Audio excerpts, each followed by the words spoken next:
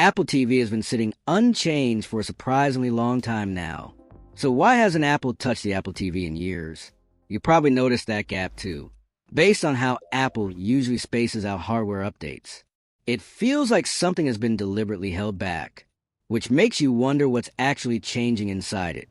That's the part people keep circling back to, from what multiple reliable reports are pointing toward. The shift seems to be happening under the hood, not on the outside, and that raises a bigger concern about buying one right now, especially if you're shopping today. Looking at how Apple times major internal upgrades, the current model could be closer to the end than it appears. So then it becomes a real decision for anyone in the market. That's where most people seem stuck. Given how Apple usually resets products after long pauses, waiting might matter more this time than it normally does. A living room setup stays unchanged for years, quietly doing its job without complaint. That is a situation most Apple TV owners are in today. Now reports point to a new Apple TV 4K arriving in 2026, most often described as a spring release. The decision is whether the long wait signals something bigger than a routine upgrade. The timing matters because this update follows more than 3 years on the same internal foundation. Apple could have shipped a small refresh earlier and chose not to. That pause shifts expectations away from minor tweaks toward a deliberate move that redefines what the box is meant to do.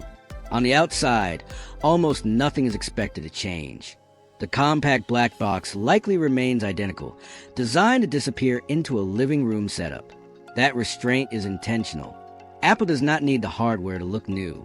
It needs the experience to feel new the moment it is turned on. The first real turning point happens with processing power. The current model relies on the A15 chip, which was already dated at launch.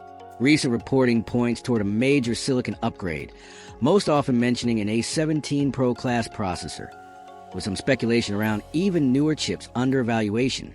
While nothing is confirmed, the direction is clear. Apple appears focused on a meaningful leap rather than incremental gains. That leap changes daily use immediately. Faster silicon means apps open without hesitation, and navigation remains fluid years into ownership. The interface stops feeling slower over time. More importantly, graphics performance rises enough to expand what the device is capable of. This is where the Apple TV starts moving beyond a simple streaming box. Stronger GPU performance reshapes expectations around gaming. Casual games feel smooth and responsive on a large television.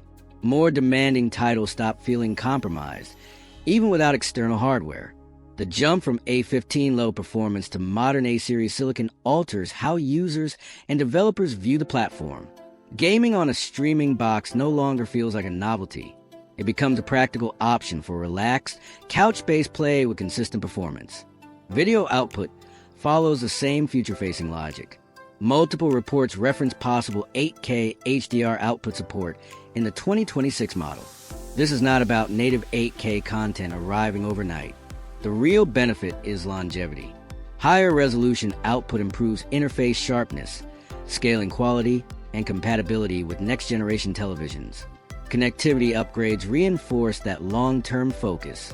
Leaks suggest a move to Wi-Fi 6E or possibly Wi-Fi 7, alongside updated Bluetooth hardware. In real homes, this reduces congestion when multiple devices compete for bandwidth. High bitrate streaming stays stable instead of buffering. Accessories benefit quietly from those changes. Controllers connect reliably. Headphones pair instantly and remain connected. Those moments rarely make headlines, but they define whether a device feels modern or frustrating.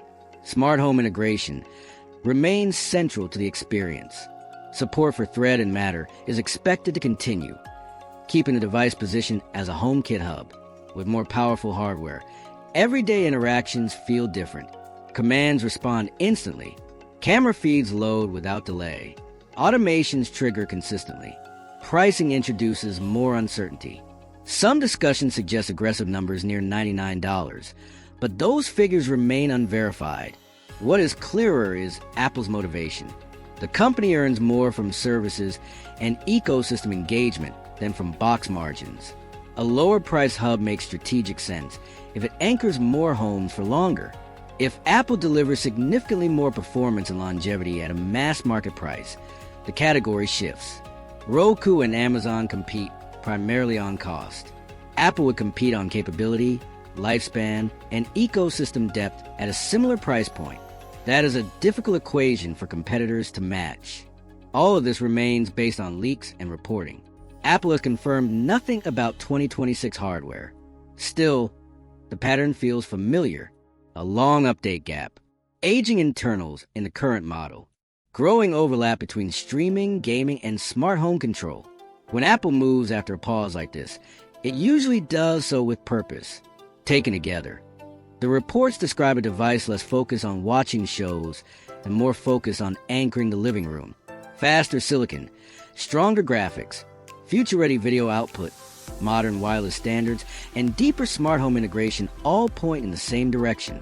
This starts to look less like an incremental update and more like a repositioning. If the spring 2026 timeline holds, buying the current model only makes sense for someone who needs it immediately. Waiting offers access to a device designed to stay fast and relevant much longer. The purchase decision shifts as a result. This stops being only about streaming. It becomes about how media, games, and home controls converge in one place. If even part of these leaks prove accurate, the next Apple TV becomes a foundation rather than an accessory. Most streaming boxes are treated as disposable. They solve a short-term need and get replaced when they feel slow. Apple appears to be pushing the Apple TV out of that cycle, towards something meant to last across an entire generation of televisions and services. For everyday users, the benefit shows up quietly. The interface never stutters. Apps load instantly even years later. New features arrive without pushing the hardware to its limits. For families, the living room becomes simpler. One box handles streaming, casual gaming, and smart home control without friction. Profiles switch instantly. Devices connect without troubleshooting. Those small moments define long-term satisfaction. For gamers, the implications grow larger. A more powerful chip removes the mental barrier around gaming on a streaming box. It becomes realistic to treat the Apple TV as a casual console alternative. Apple Arcade benefits immediately, and third-party developers gain a reason to invest. For developers, that performance headroom reduces compromise. Interfaces grow richer. Visual effects no longer need to be stripped back to protect frame rates. Over time, the platform improves instead of standing still. The smart home role quietly reinforces all of this. A faster Apple TV acting as a home hub makes automation feel invisible. Commands happen instantly. Cameras load live feeds without delay. Scenes trigger reliably.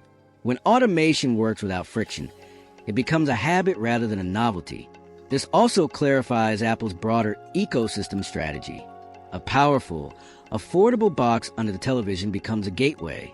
It drives Apple Music usage. It keeps people inside Apple TV+. It strengthens ties to HomeKit and future services not yet announced. The hardware becomes the anchor, not the profit center. That is why pricing rumors matter. Even if the device does not hit the most aggressive numbers being discussed, staying close to current pricing while dramatically improving capabilities still shifts expectations. Buyers start comparing it to consoles and smart home hubs instead of just streaming sticks. It also explains why skipping a 2025 update now looks intentional. Apple appears to have waited rather than rushed a minor refresh. That delay builds pressure, but also creates room for a meaningful leap. When the update arrives, it lands as a reset rather than maintenance. For anyone shopping today, that context matters. Buy now solves an immediate need, but it locks the buyer into older silicon and shorter relevance.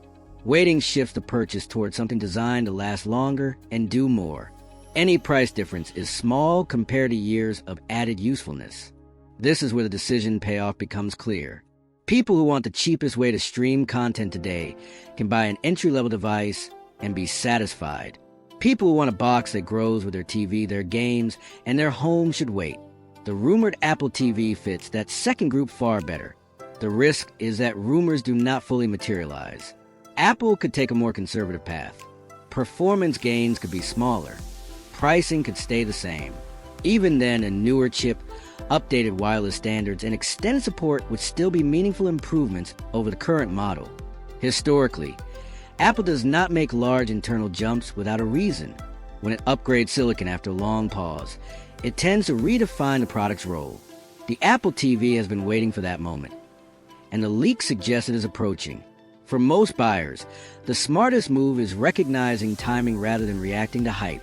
A device bought near the end of its life cycle rarely feels like a good deal later. A device bought at the start of a new cycle often feels unexpectedly durable. That is why patience becomes a rational choice. Waiting aligns a purchase with Apple's next direction instead of its previous one.